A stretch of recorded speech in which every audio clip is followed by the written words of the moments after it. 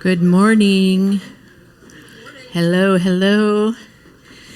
I know I'm interrupting great conversation, so I don't want to do too much to prevent that, but I want to welcome you all this morning to our Conscious Capitalism CEO Leadership Breakfast. We're really delighted to have you all here. And I'm Chris Johnson, I'm the current chair, and there are a few other of our team members. If you could just raise your hand and let people know who you are in the room. So you want to make sure if you have questions, you want to move over to Eileen and Mark and Swathi, Thea for sure, excuse me. So what I thought we'd do is I'm going to go through a few slides to welcome you here, and then you can finish eating your breakfast, and then I'll turn it over to our panelists here in just a little bit and introduce them. So.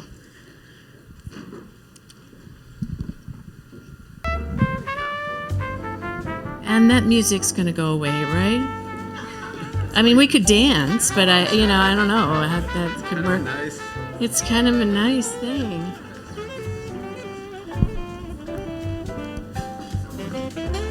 This is not working. Hey, Deb. I may be too far away. Deb's going to do this. And we're going to dance with this great cha-cha, jazzy kind of music, right? Okay. So again, today's topic is on the ROI of culture, and we have some great guests to share their experience of cultivating an amazing conscious culture. So conscious capitalism, for those of you who might be new to this, has been around as a movement with various chapters. It's now an international organization around the globe. And what distinguishes conscious capitalism from other forms of capitalism is the emphasis on how to balance conscious awareness and working in a capitalistic kind of way. So we believe that capitalism is the most powerful force for good in the planet, on the planet. And that there's an emerging form of conscious capitalism that's really about balancing consciousness, capitalism, and I like to say play. So the why, if we go back to that slide, thank you, Deb. So why we exist in order to elevate humanity. So all boats rising together. We support leaders, companies, governments in all the work that we do to shift to conscious capitalism, and we offer transformative programs. So there's CCI International, and there are lots of programs there that they offer that you can participate in. And then we have quarterly and monthly get-togethers where we offer opportunities to do meet and greet and to do some educational kinds of things like today. Go ahead, Deb. So the 4 pillars of conscious capitalism, just to orient you if you're not familiar. Conscious business at the center. So again, we're balancing the consciousness and the capitalism part. And we start with businesses that are on purpose. So having purpose-driven focus into what we do orients an organization and company. We have a stakeholder orientation, so all the folks involved, not just the shareholders, but the stakeholders. So that includes all of us, the environment, communities, etc. Certainly a leadership orientation. So conscious, we talk about leaders going first. So in conscious leadership, it's about cultivating oneself to cultivate the community.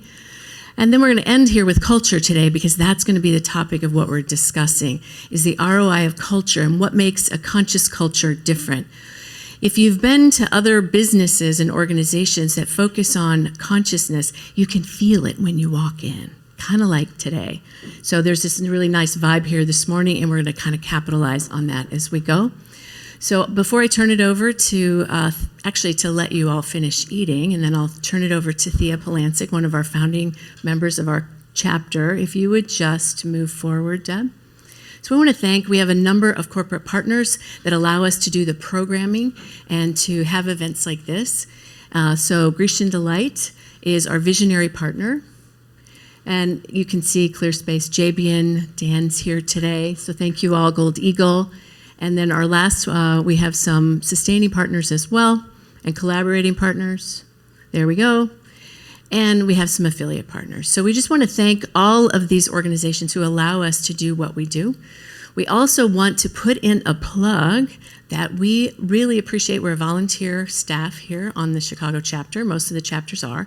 And we would love for you to put your voice into the mix. If you have something to contribute, to offer, to lead an event, facilitate, we'd love to chat with you all. So with that, what I think I'll do, if I put my glasses on, is I'm going to actually hand this over to Thea, and I'll let you guys get started. with food in her mouth. So I caught her right at a bad time. So it's kind of a friendly place like this, okay? Well, when you say I'm going to give you more time to eat, then I'm like, okay, great. Thanks, Chris. You're welcome. And Thea can give you more time to eat. So I'll give it to you. All right. Thank you very much. I speak mouthful. It's one of my languages. So welcome to today. We are excited to have you. And I can say, as we were just thinking, I was just talking to David Marshall, who's also one of the founding members of the Chicago chapter, that we've been at this for about 15 years. And so, thank you. Thank you very much. Yep, this is going to be off. We're off to a good start. You just keep applauding. So I think the most important thing is to know that we're here today because this is a community. And the reason the community is a transformational agent. That's how change happens, is through people coming together who all believe in the same thing. And it's the power of this community that has sustained an emphasis and a focus on doing business the right way and doing it well for 15 years in Chicago. And that's really why we have what we do. We've been producing programs this whole time in order to keep that conversation alive so that leaders take it back, they think about it, and they do pragmatic and actual things in their organizations and continue to do that, which is why even though there are national conferences for conscious capitalism and there's the CEO Summit that some of you have participated in, there are a lot of places in our lives where we can go away and get inspired and then come back and tell everybody on our teams to read the book, and then nothing happens. Like Transformation by Book Club, even though we have a great book club, plug for the book club, Transformation by Book Club just doesn't happen. It really requires us as leaders to do something each month, each day, each week on an ongoing basis. So the chapters all over the world are really designed to support that effort for leaders. So thank you for being here and being a part of the community, and then taking yourself back, infected by some new ideas, and then hopefully putting those into practice in some small way in your organization, just one step. So as in, kind of seeding a question for you to leave with, my question for you would be, what's the one baby step you're going to take as a result of the conversation today that's practical, that would make a difference in your organization? It could be something very small. In fact, small things probably are better to start with. So let's give you an opportunity to check in with your at your table and finish your finished eating for now. Feel free to go back for seconds. We won't take it personally if you get up and you do that while we're at the front of the room. This is like an extended dinner table conversation is kind of what we're doing here. It's a breakfast table conversation. And since most of us are at the breakfast table in our pajamas, you can really be casual. So the question for you as you kind of get connected and get centered into the conversation today is, what brought you here and what are you hoping to get out of the conversation? So what's the intention that brought you here, and what would be valuable for you? What's the value you're seeking to get out of the conversation today? All right, so we'll give you a few minutes to chat at the tables, and then we'll come back and get started at the front of the room.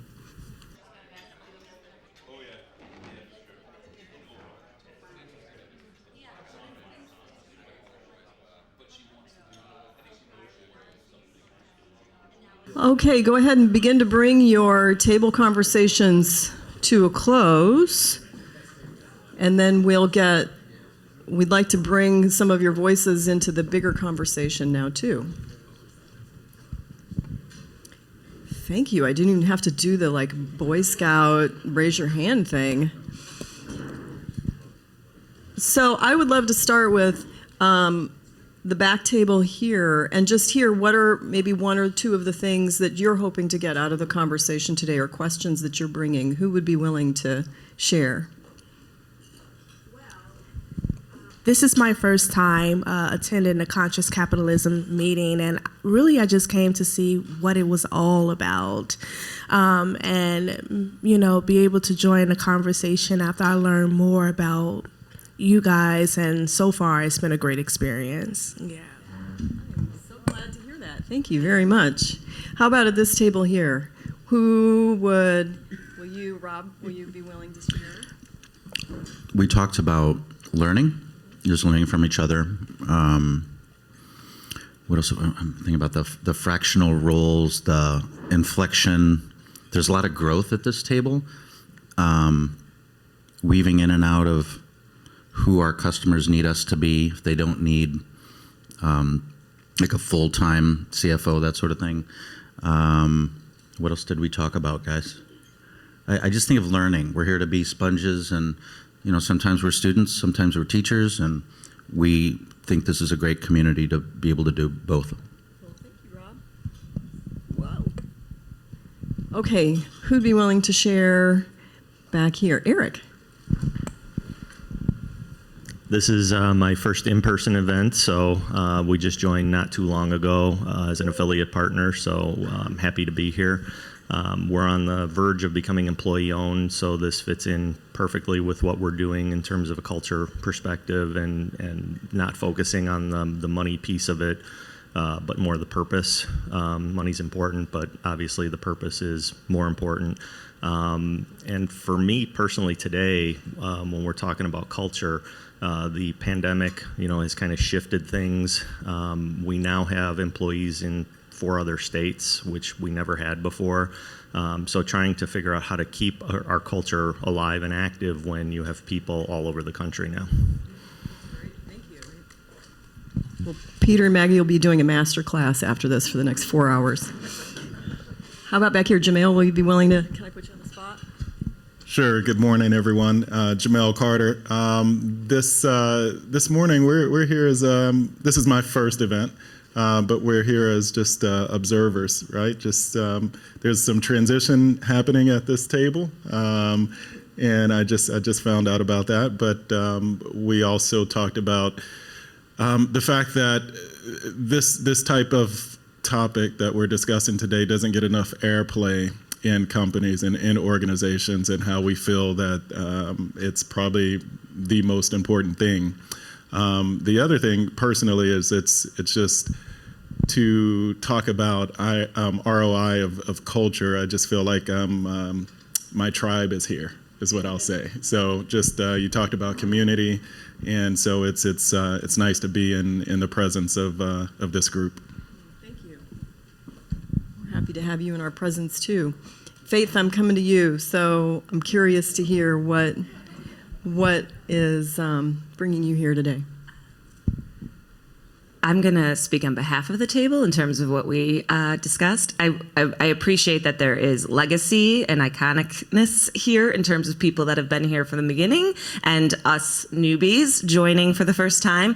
But we discussed, again, finding a community of like-minded people, similar to the tribe mentality, as well as the enthusiasm we have to hear the panel, because being able to quantify that is so valuable. And how do we take that back, those learnings, and educate other people in the importance of that and shift actual transformational change within company culture? And yeah. That's great. Well done. All right. Thank you. So I'd like to go ahead and call our panel up. Our speakers, our co-speakers.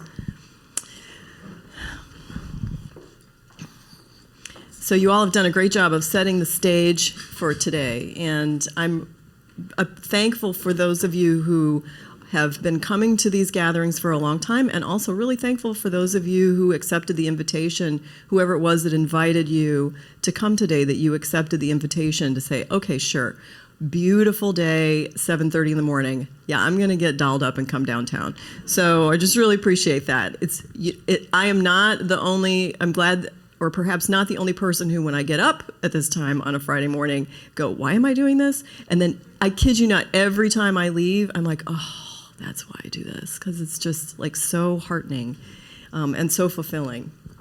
All right, so I'd like to introduce Maggie and Peter now. So Peter is the CEO of Metafora, and Metafora is an industry-leading management consulting and software development firm that operates in the logistics space, and Peter leads also in that capacity. He leads client service and delivery, so he wears, kind of the working on the business and the working in the business hats at the same time.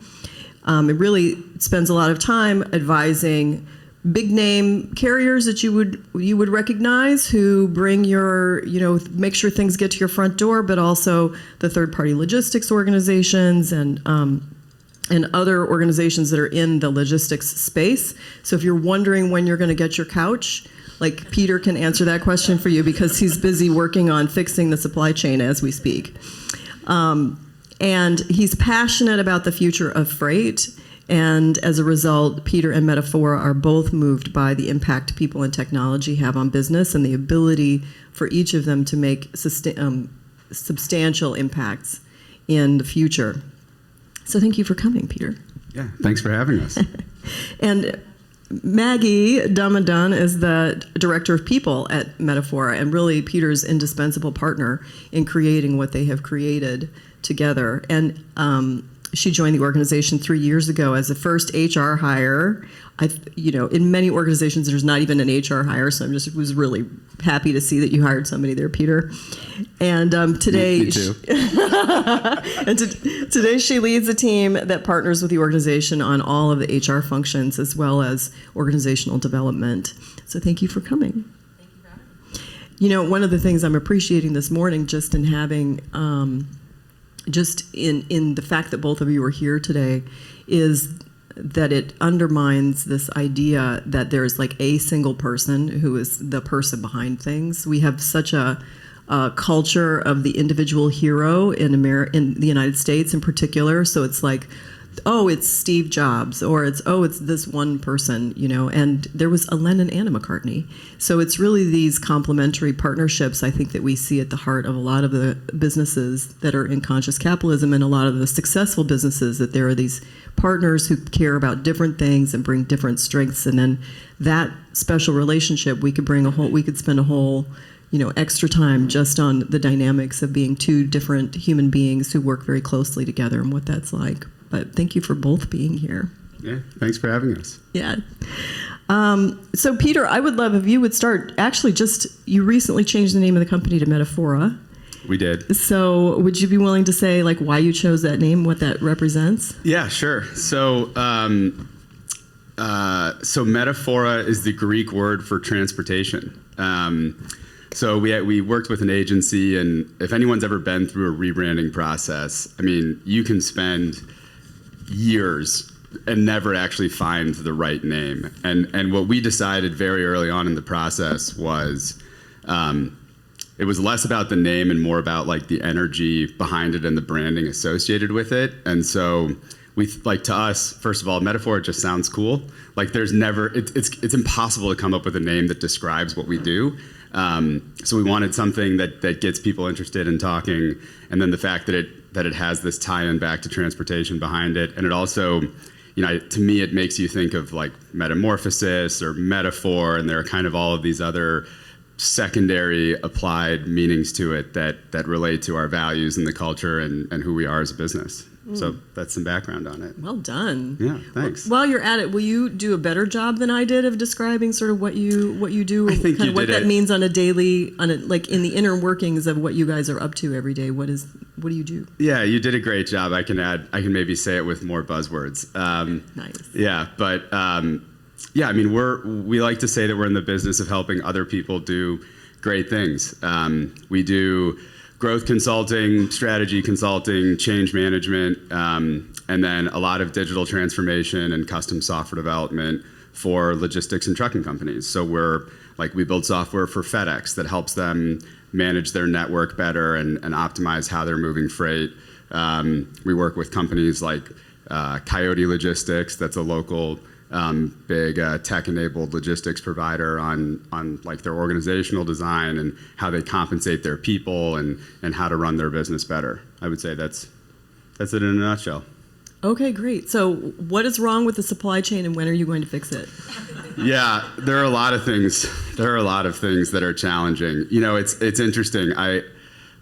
What a lot of people, and this even happens in the industry where people focus on one part of it, and the supply chains are so complex. If you look around the room, everything in this room at some point was on a truck, was probably on a boat, was probably on a rail car, and there are so many components to each transaction, And that's the biggest challenge that's happening right now is, okay, like for a while, and for a while there's port congestion where you've got all these container ships sitting off of the port of Long Beach. Well, okay, even once you get all those ships unloaded, then like there are a group of trucking companies called drayage providers that are focused on moving that freight from the port to a warehouse just outside the port. And then there's a different group of trucking companies that move it from that warehouse to another warehouse. And it's just this sequential, it's almost like trying to solve traffic across the entire country at once. It's an impossible problem. And so I think that's just kind of like in a nutshell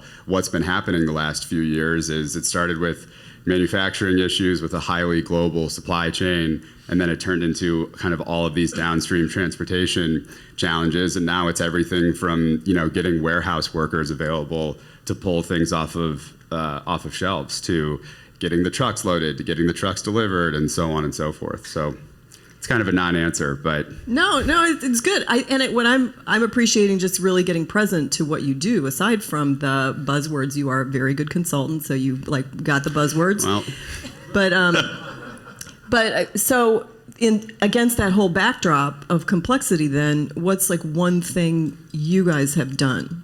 What's one way in which you've impacted that in the last 2-3 years? no, that's an interesting question. So what's one thing we've done to impact so we built some software. So one of the biggest challenges y'all probably experienced, anybody who had a package that didn't show up at the holiday season last year? Like I had a couple. Yeah, okay, it looks like 5 or 6 of us. I mean, I ordered something for my wife like in September, and it showed up. We were going to Detroit to see my family, and it showed up at like the UPS distribution center like November 25th, and never actually made it to my parents' house until January. And the challenge is because there's so much e-commerce. There was such an increase in e-commerce, and anyway, long and the short of it is, one of the things that we did was we helped one of our clients that was a third-party logistics provider basically build a virtual parcel network that competes with the likes of FedEx, UPS, and DHL. So historically, if you had packages that wanted to be delivered, those were kind of the 3 major nationwide carriers, and there are some like regional carriers that can handle like the state of Texas, for instance. What we did was we built software and kind of came up with a business model where this company stitches together a series of third-party transportation segments into kind of a unified customer experience. So if anybody ordered anything from Uniqlo or T-Mobile or like Best Buy in Q4 or Q1 of last year, like that was moving on technology that we built, and the whole customer experience was on software that we built. And really what it did was it created less of a dependency on the UPSs and FedExes of the world. Great. Thank you for doing that. Sure, yeah. You're welcome. So that's a nice segue into, that's the field that you're in. Sure. And then how did you begin to, as a leader of a company, begin to think about culture? Because I would imagine that it would be very easy to just be doing the business of being a consulting firm the whole time and work on getting, maximizing billable hours and getting people like booked on projects. And that's exactly what we were doing, and it was a disaster. And I just want to comment on, we talk about the community here. William is actually back there, is the one who introduced me to Thea 3 years ago. 5. No, 5 years ago. Yeah, sorry. I think so. Yeah. The last 3 just are always, you have to insert that in the timeline. Yeah. And then, long and the short of it is in 2018, we started the year as like $1 million business with 4 or 5 employees, and finished the year with like a $4 or $5 million business and 20 employees or something like that.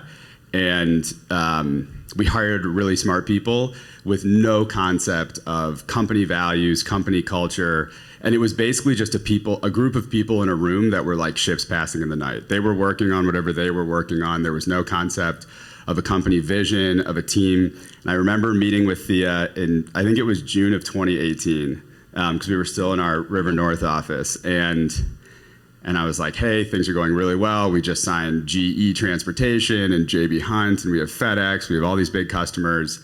And like, hey, it's really nice to meet you. Let's stay in touch. But like, I'm good. Arrogant, 28-year-old, whatever. And 3 months later, we had like 3 people quit within 2 weeks, and the rest of the company was unhappy. And when you have 20 people, like 3 people quitting is scary, especially when you're 28 years old and don't know what you're doing. And I'll never forget, like I called Thea and was like, how quickly can you start? Like, I still have the contract. Like, is that still good? If the price went up, whatever. Like, I was negotiating against myself. And then, so that was kind of the first thing that I did. And then the next thing that I did was I stood in front of the company, called an impromptu all hands, and basically said, this isn't working. I don't know what the solution is. But I'm committed to finding a solution. These are the 3 things that I'm doing right now. Like, we're having this conversation. I'm bringing in an executive coach, and then we brought in an interim kind of fractional head of people prior to Maggie. And I said, like, let's talk about what's not working. And we just had people basically skinned me alive and roasted me in front of the company. But it was great. And I got a ton of really positive feedback, and that was kind of the start of our cultural revolution, if you will. So then fast forward to like what happened then from that moment between and then leading up to Maggie joining. Yeah, so that was like September, October of 2018. Sorry, I'm dealing with a stray eyelash. And we kind of the Thea and our fractional head of HR kind of helped us go through a process of defining the company vision and the mission and the values. And we defined like values as words like persistence and transparency, and rolled them out to the company, and that was it. Nothing else really happened. Seriously, I mean, we became one of those companies where where the values were posters on the wall. And we kind of went through, I think Chris or Thea maybe talked about in the intro, like going through the motions. Like, we went through the motions of what we were supposed to do. We didn't really believe it. And I worked at Accenture before this. Culture values were definitely posters on a wall there. I didn't really see the value of it. And then when we brought, so that kind of takes us to July of 2019 when we brought Maggie in. And one of our first challenges that we talked about that Maggie was tasked with was like, why are we not getting traction with the values, and kind of why does it still feel like we're having these cultural problems? And that is the start of Maggie joining. And I'll hand it to her to talk about all the interesting things from there. Sure. 3 years ago today. 3 years ago today. Yeah. Thanks. So thank you, Peter and Thea, for the intro. As Peter said, I came in and yes, the values were posted on the wall, but I met kind of my first order of business. I remember my first meeting with Peter, and I went in, and at that time, since they didn't have HR, there's just endless possibility of things to do. And Peter's like, here's what I think you should do. And I basically said thank you. And let me go talk to everyone else, because we had 20 people, so I could do that.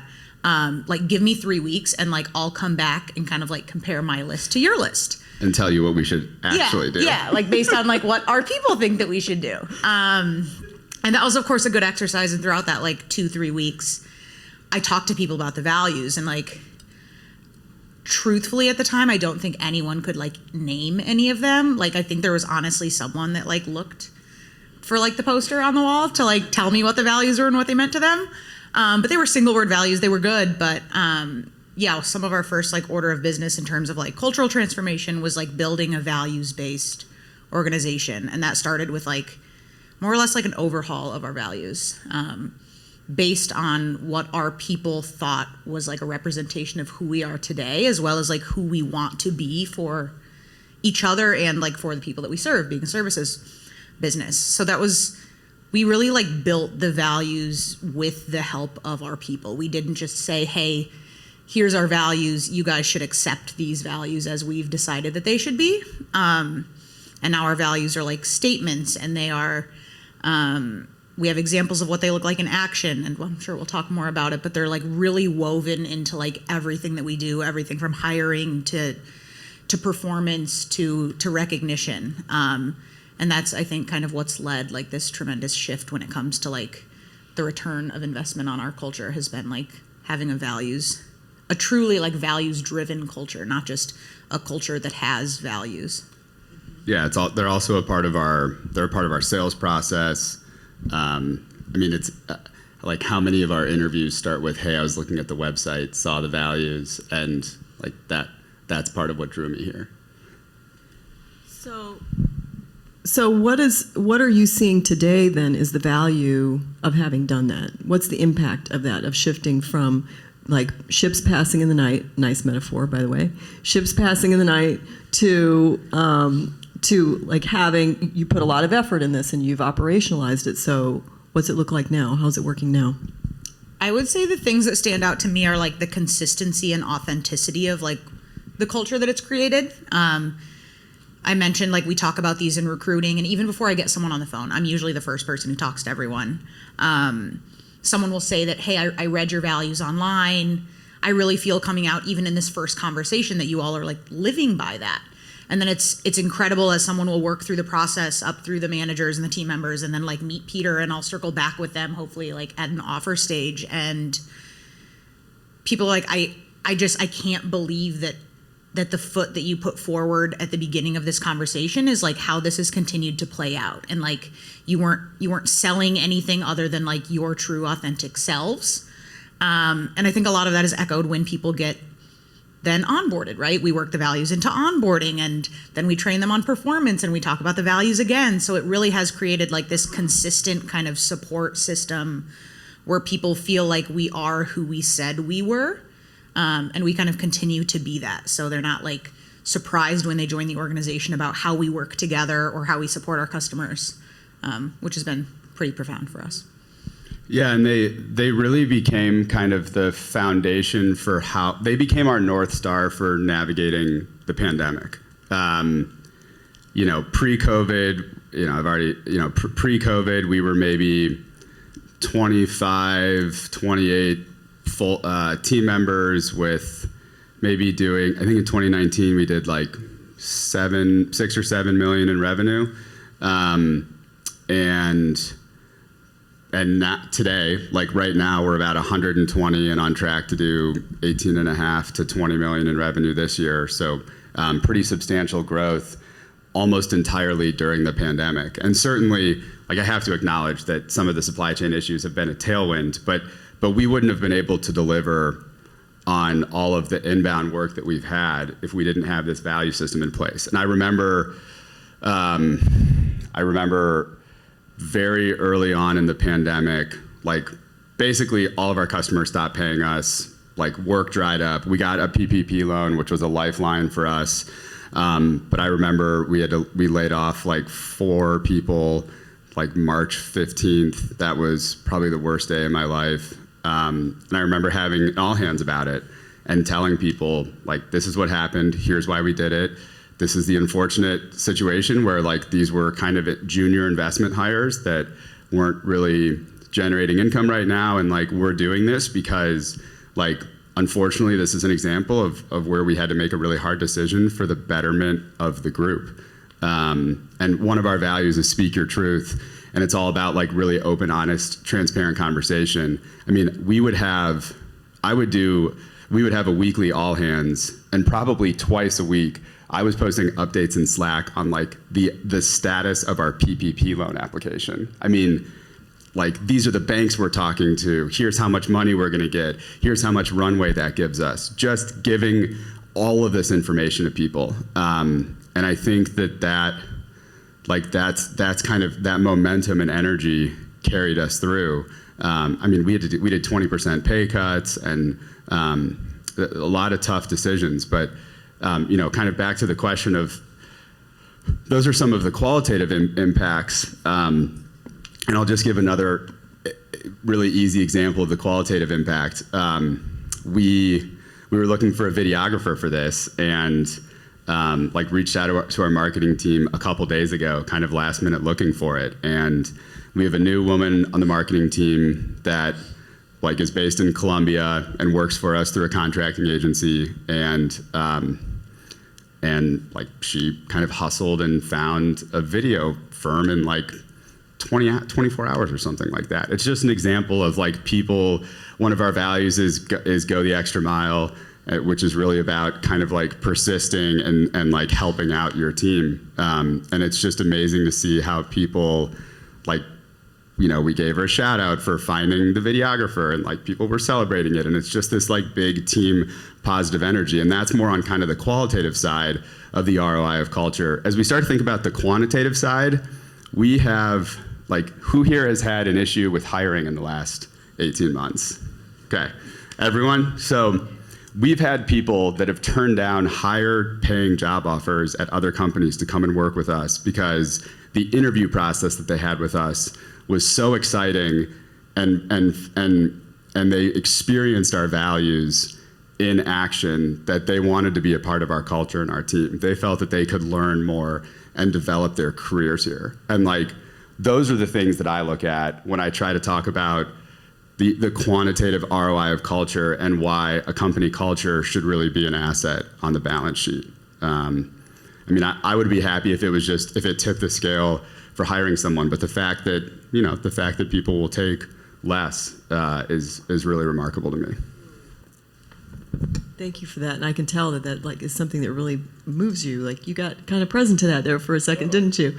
Yeah, it's that people would choose to spend their time with us, that they choose us, is so profoundly moving. And I think that says something about who you are as a leader, that it matters that much to you that somebody would choose you and say yes, that people are not just human, they're not human resources for you. Thank you. Maggie, what are some other ways that, I know the measurement question is very hot, so what are some other ways that you measure or make the business case for your, like the quality of your culture or the impact of that to the business? Yeah, I think that this was very evident during COVID, and Peter's example of just kind of like getting in front of the business and like at times asking for help, asking for feedback. We're like a very, very feedback driven culture, which means that we rely super heavily on our people to like let us know how we're doing. So in terms of how we're measuring how we're doing, it's literally just like continually asking people. We have formal ways of doing it with, we have a twice annually employee engagement survey where we basically formalize just like, what are we doing right? What are we doing wrong? What do you want more of? What do you want less of? Part of that is like employee net promoter score and ENPS.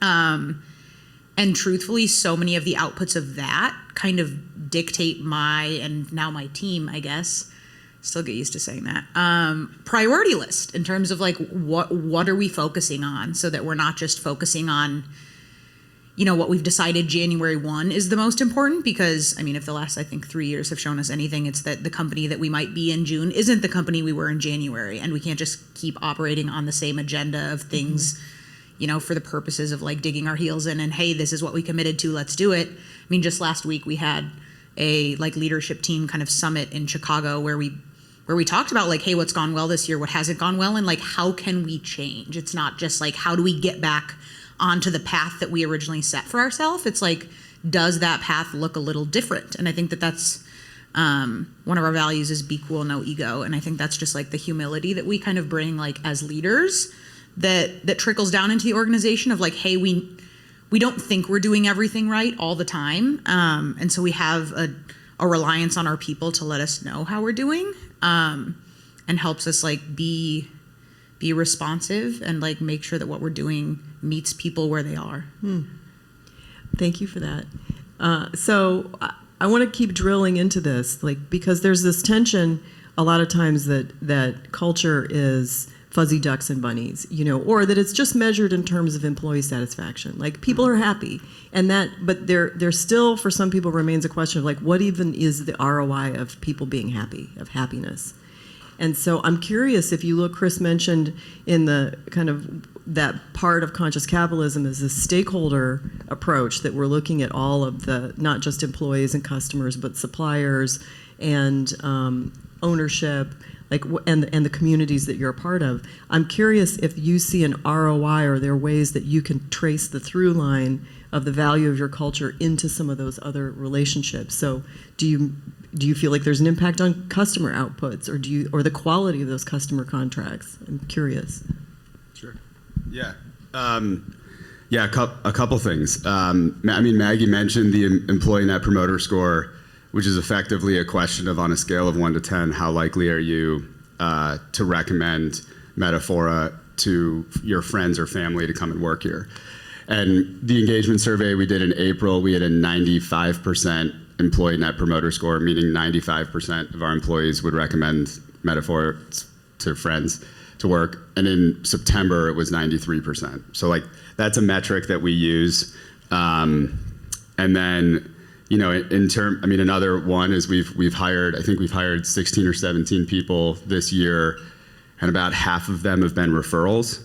So and there's tons of research about how referred employees are more engaged, longer tenure, so on and so forth. So I think those are a couple real tangible examples. And then you talk about the customer experience, and as a services business, pretty much all of our team members are customer facing. Even the software developers, everyone touches customers at some point. And I can tell you, and anyone with a semblance of a technology background will appreciate this. We hired, kind of before we went through this cultural revolution, we hired really smart software developers that wanted to work in the coolest, newest technologies. And if anyone knows anything about transportation technology, it is not exactly bleeding edge. I think half of the top 20 trucking companies in the world are still running mainframes for their core operations. It's unbelievable. And we used to have all of these arguments about this developer wants to use this really cool new database technology, which isn't compatible with any of the client's other databases or any of the other technology that they use, and they don't know how to maintain it. And we just spend so much time trying to get people on board with what our customers needed. And we just don't have those conversations anymore because we've hired engineers that like working in interesting technology, but also care more about solving a problem than working with the coolest technology. They care more about the impact on the end user than adding another language to their resume. And it's just we say all the time to each other, the business is just easier to run when you have people with a shared set of ideals and values. So I think that's been the biggest impact, kind of internally, and then also with customers, because then said team members are not getting frustrated with customers, and there's not all this the customer's an idiot or anything like that, which I'm sure none of the services people in here have ever said anything like that. But yeah, those would be things to me. I don't know if you have anything to add, Maggie. Okay. So do you measure customer satisfaction? Yeah. And do you feel as if the quality of your culture and what you just described, have you seen rocket ship an impact? Yeah, go ahead. Yeah, sorry. I should have let you finish the question. Sorry. Yeah, so that's the other thing. We do, our head of delivery would be annoyed that I didn't bring up our customer satisfaction surveys because they've put a lot of energy into that. But that's the other thing. We started measuring customer satisfaction in 2020. We were probably on average hovering around kind of low, high 70s to the low 80s, kind of, we were B minus students. And what's interesting is the feedback we were getting was that people were happy with the work, but the critical feedback would be more about hey, I feel that my the team that I worked with would listen to me, and it's so interesting that the critical feedback that we got wasn't actually on the quality of the work itself. It was about what it was like working with our teams, and that's where we've seen those customer satisfaction surveys are scoring mid 90s now, and we're getting we get so much more follow-on work because our clients just want to have our people around. That's the other thing that's interesting for us, is that at some point our culture becomes infectious to our clients, and they see that like our team's curiosity changes the way that maybe a stubborn person that's worked at the same trucking company for 25 years thinks about their job on a day-to-day basis. So you see kind of all of these downstream impacts of it as well. So what are your revenue numbers? Like what has happened as that customer, so I can see like there's the cost of customer acquisition has gone down, so that I'm assuming is improving profitability as well as revenue. So what have you seen on the hard numbers of the business? So this year we'll probably do 18.5 or 19 million in revenue, which is up from like 6.5 or 7 in 19 and like 5.5 in 2020 and even 11 last year.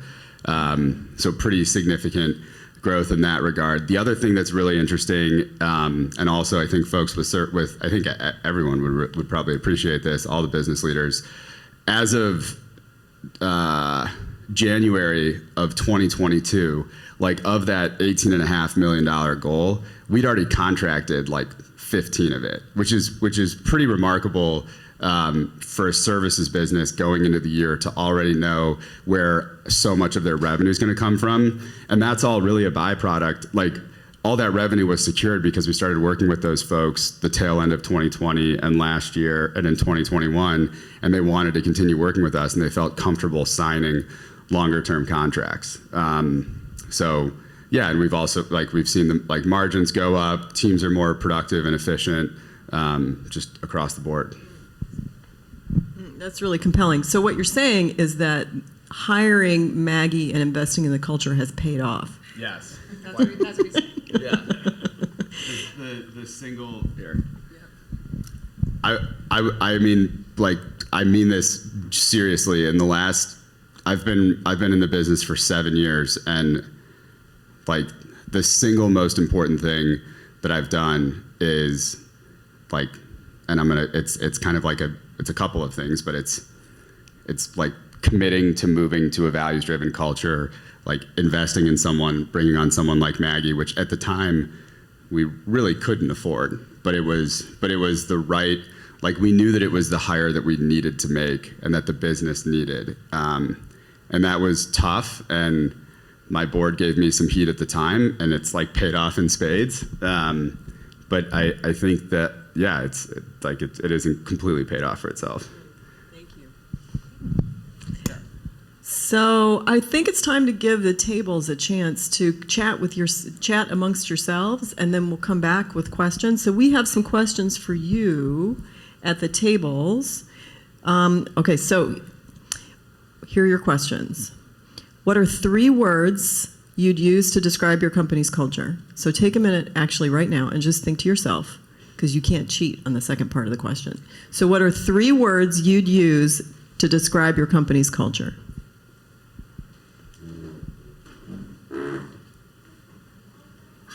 Okay, you got them? All right, so now at the table, you share that and how those 3 words compare with your company's values. Are they the same words? Are they different words? Okay, and then another question is just like, what are you hearing so far? What's resonating for you? What's piquing your interest? And you can run with that. So we'll come back in 15 minutes. So we'll have some good time for this conversation, wherever you want to take it. Thanks. Okay, let's go ahead and bring it back to the full group. Thank you. So I would love to hear, and we'll run the microphones, what are some of the questions that are showing up? What are some of the observations you're making from the table conversation, things that you're noticing? Like who would like to start us off? I'll be loud enough, I promise.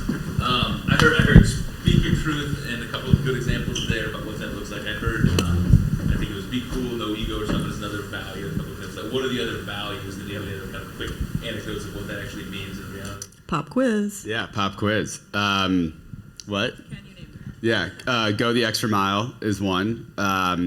Do the right thing. So go the extra mile, which unfortunately and fortunately is one of the ones that gets the most shout outs. And we do weekly town halls or weekly all hands and monthly town halls where people nominate and talk about their peers. And go the extra mile ends up being a lot of like kind of going out of your way to help people that you don't have to. Like, hey, I know that you worked on this other project. I'm working on something similar. Can you find a half hour to walk me through what you learned in that? So that's go the extra mile. Do the right thing is about like following through on your commitments and holding each other accountable. And what's interesting is do the right thing was pretty contentious when we decided that as a value. Because the question is like, are you doing the right thing for the individual or the client or the company or the team? And the way that we think about it is that like doing the right thing is on a global scale, and over time, doing the right thing should always align. So if that might mean that like a team member has to work a couple hours overnight or on the weekend, like that might not be the right thing for that team member in that moment. But if that's the right thing for us to finish the project with high quality of work and get follow-on work or get a referral, then like long term that means that we can continue to employ that person and that person has a job and so on and so forth. So that's kind of how we think about doing the right thing more on a macro scale. Stay hungry and curious is the other one, which is our fifth value, which is effectively lead with questions. Like it means like if someone else has an idea that you don't like, don't start with all the reasons you don't like it. It means start asking questions to understand why they thought about it. If someone else gets critical of your idea, like try to ask questions as to why they're criticizing it. It's really about like having a curious mindset and assuming that there's a reason behind everything. And that goes a long way in terms of internal dialogue and then also in the way that we work with clients too. Yeah.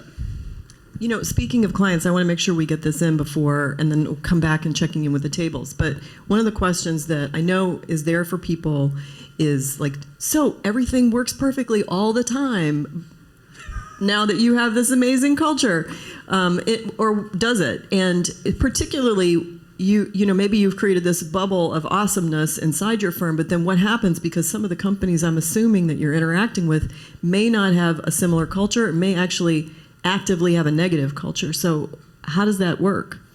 Yeah, and you know, for anyone that's been in services, like it can be really, clients can be challenging and it's a demanding line to begin with. I would say in my experience, like trucking companies are not exactly open to innovation. It tends to be kind of like an old boys club. I mean, a lot of these big trucking companies started because some guy and his wife bought a truck 60 years ago and now they have like 5,000 trucks. And, you know, Amy in accounting has been working there for 25 years doing the same thing and doesn't want to change her job because she's worried about her value diminishing. And it's interesting, like I remember coming to my first Conscious Capitalism event in 2019, and then I went to the CEO Summit and sitting there being like, this all sounds great, but this isn't going to work with our customers. Like there's so many reasons why, you can always find reasons as to why it won't work. And what we've done is we've really made it a part of the sales process where we talk about our values like in our marketing material, like they're in our pitch decks, they're like in the company intro, like this is who we are and how we show up. And we say this to our clients, like if you want to hire a firm that's going to rubber stamp your idea, like to send it up the chain, like we're not going to do that. You're paying us to tell you what you don't want to hear, but what you need to hear. And that's like the energy that we bring. And we actually just in the last 2 weeks we've had this issue with a client. We're working on an integration for a client that did a couple acquisitions, and kind of the person leading the charge has kind of taken the mentality of like, I have all the answers. I don't really need your help. We'll take it from here. And I finally had to call the CEO and kind of have this come to Jesus moment that we're getting blocked on this project. And if that's how your team wants to work, we'll finish this project and then like, we're just going to move on and not continue working with them. And our client, the CEO, was incredibly receptive. Like, he said, I hired you because of your expertise and because you're going to challenge us to be better. And, you know, it's going to turn into probably $1 million account for us this year because I had that difficult conversation with the client and because I led on our values. Now, if that client had said no, thankfully it's a smaller client and we probably could have fired them. Unfortunately, if like one of our huge customers is being really difficult to work with, you know, you might not be in a position to fire those clients, but then what you do is you make sure that you have really intentional conversations with the team members working with those clients that, hey, like this person's difficult to work with, but like these are the things that we think that you can do to build a bridge. And then we make sure that kind of at the executive level, there's some support so that the peers at the executive level know that kind of their team members are being difficult to work with. And in my experience, you know, even at a company like FedEx, which can be very top-down, management driven, and a lot of people that are resistant to change, the leaders are held accountable to the results. So the leaders want to get better. So it's interesting that you can usually find allies, even if it's not directly the person that you have to work with at the organization. Yeah, thank you for that. I really appreciate that because there is this like tension, and I think it's one of the messages that we really want to get through in these conversations is like, well, there's the theory and the ideal and the aspiration, but then what's the pragmatism of it? And how do you, the complexity of conscious leadership is the ability to manage the, you know, those, it's not always easy. There's not always an easy answer. It's not that the employee always comes first. It's not that the customer always comes first. So what does it take in order to do that? Yeah, thank you. So let's hear more from you guys. What questions? Steve. Hold on just a second, Steve. We're recording, so we want to make sure we pick up the audio. Good morning, I'm Steve Fallick. In listening to your presentation, I was wondering if you could describe the effect of the culture on innovation and productivity. Sure. Maggie, did you want to talk about that? I can? Okay, great. So on innovation and productivity, I'll start with productivity because we're a fully remote company now. Pre-COVID, we were 100% in the office in Chicago. And now of the 115 people at the company, there's like less than 10 that still live here. And one of the questions I get all the time is with a remote company, like, oh, cool, like, so have you seen productivity go down? And it's like, actually, it's the complete opposite.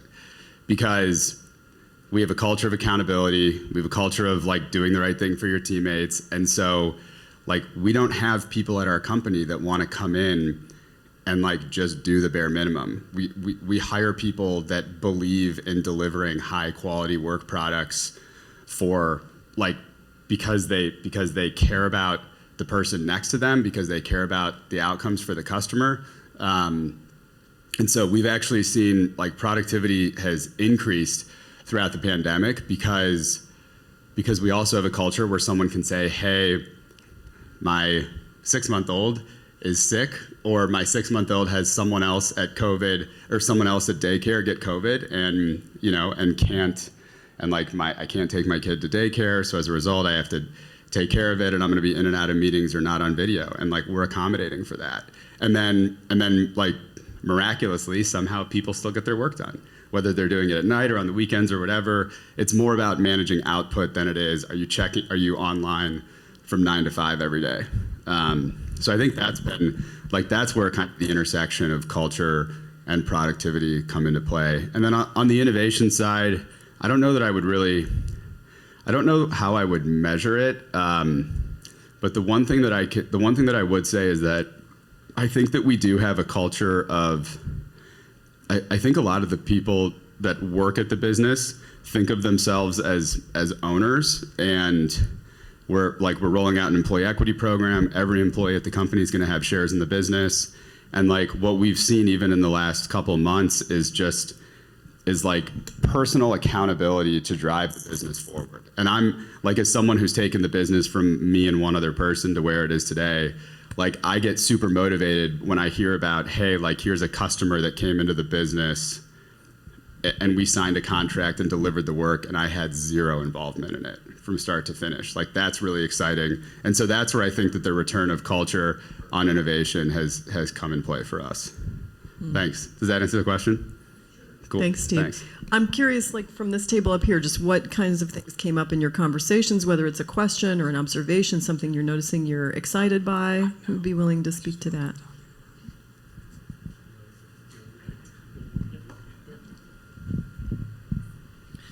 I'll just say, as a fellow founder and business owner, it was healthy just to hear your experience. You know, at times you feel like the journey can be lonely, and you look and you say, I'm pouring everything into my business, but it's still not working. And so this inflection point that you talk about, where all of a sudden your culture and your business just starts to elevate or ignite, I feel like we're in that new season as well. So I think the three of us were just, acknowledging again the path for all of us in business. You've got a plan, but sometimes you don't have the right people, or there's a missing ingredient, or you think you have the answers and you're actually going down the wrong path. So I think this concept of shared ownership and the ability to get the right people with the right profiles, the right mindset, is just critical. I mean, it's just like, and that's where I think the three of us are really just starting to acknowledge that. So thanks for sharing.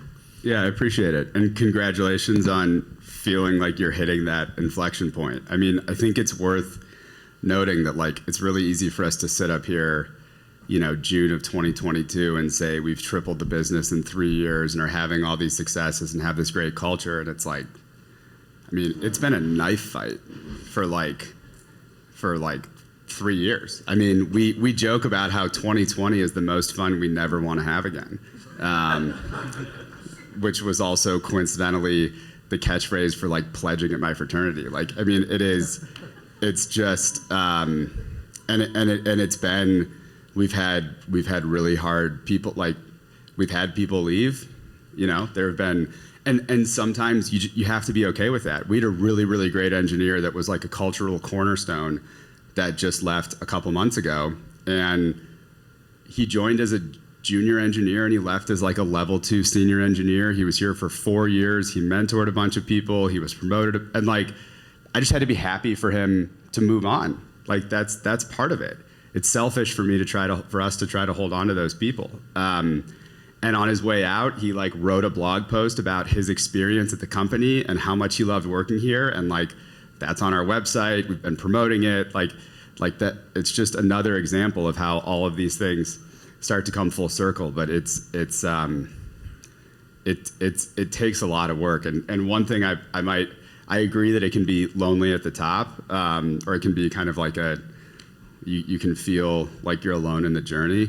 I would definitely encourage, I've benefited a lot from like having other, just like peer mentors, like other CEOs, but like, I also found that it became a lot easier once I started pulling other people into these conversations. Like, it used to be that it was just me, and then it was like just Maggie and me, and now we have this like extended leadership team of 15 people that we can talk to about these things. And then you talk about it on the all hands. Like, there's nothing stopping you from talking to your team about the problems that you're struggling with. You want to make sure you're not scaring them. Like, if you're going to run out of cash, like, you don't want people, worried about their whether they're going to have a job or not. But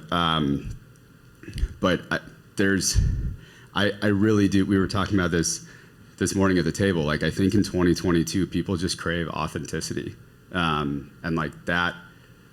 It's amazing how many, like, to us, it's just like who we are in the cultural fabric of the business. But it's amazing how many people are like, hey, I'm interviewing at all these other companies, and like, I haven't experienced this kind of conversation anywhere. So thanks for the comments. Yeah. Sure. Peter, Maggie, thanks for sharing. A couple of questions. When you rolled out your values and talked about culture, did you have any Rockstar employees leave because the culture was changing, and how did you manage that? And also, it sounds like there is a disconnect between some of the values that you shared, and there was a disconnect between the values you shared and what was really happening in the company. And I wanted to know, what was the first thing you did besides hiring Maggie, right? But like, what was the first thing you did to bake those values into the ethos of the company? Like, really tactical stuff. Yeah, great question. Thank you. I would say I don't remember there being like one singular person that left. I do remember, it wasn't that long into me being here that at that point we had kind of like memorialized our values, talked about them, and it was another instance of Peter getting up in front of the company and saying essentially like this is who we are and this is who we aren't. And I'm saying this with an acknowledgement that some of you are hearing who we are and who we aren't, and you're out on that. And I know that admitting this is going to mean that you're parting ways with us. And we honestly did have a wave of people that were like, listen, like, thanks for telling us this, and this isn't what we want to be. But we were okay with that. We knew that was going to happen because it was more important for us to honor the commitment and like live true to our values than try to be this version of ourselves that a couple of employees wanted us to be. So I don't remember like one person specifically. And then I think from there we've because we've woven it into recruiting, right? It's such a cornerstone part of who we hire and don't hire. I mean, in my 3 years, I don't really remember very many qualifications of candidates being like, do we think this person can do the job? Like, has the skills to do the job? And that's been the like single qualifier or disqualifier. It has almost always been like, even like hiring me, I think was kind of like yeah, maybe this person hasn't done all of the job duties that we think they can do, but like they're hungry, they're curious, they're the kind of person we want to be a part of the company, and like taking chances on folks like that. Does that answer the question? I'm just gonna add because I'm gonna brag about some things, some tactical things that Maggie's done that she forgets about sometimes. So we do monthly town halls, and there's probably like very early on, there's probably a 5 or 10 minute portion where employees nominate other employees that are living the values and talk about what they're doing. Like that's one of the things that Maggie put into place. That was like a really easy, like put it in. Another thing is Maggie built a performance management process that we didn't have before she joined. And there's obviously a big component to that that's setting objectives and reviewing how people are performing their job duties.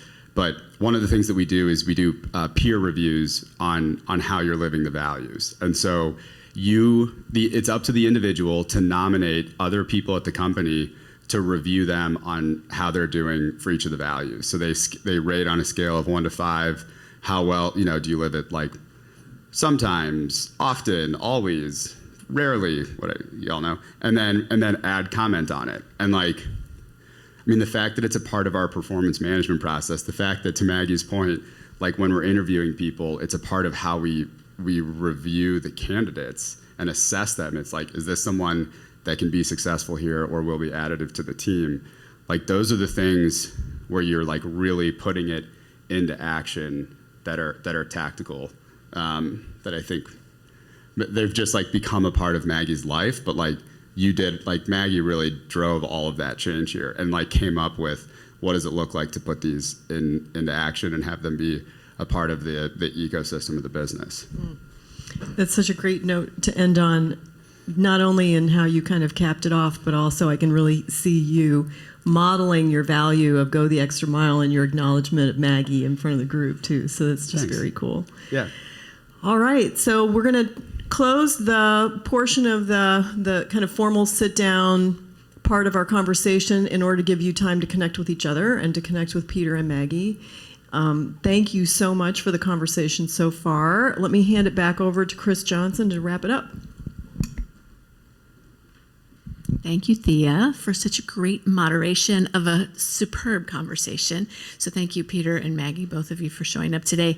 I'm feeling the felt sense of authenticity that you're modeling. So thanks for all of us in this great conversation. So we want to wrap. We have about 10 minutes or so, 15 minutes to have you all connect with each other.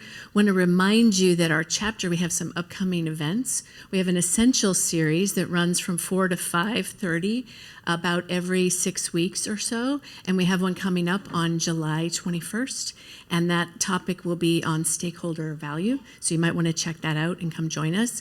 If you haven't already, you want to mark your calendars for Friday, Friday, September 23rd. We'll have another leadership breakfast like this, and we'll tell you more about that. You'll receive some communications from us. So thank you so much for coming out today. Thank you all for this great conversation, and we wish you well on this weekend. So take care. Happy Father's Day.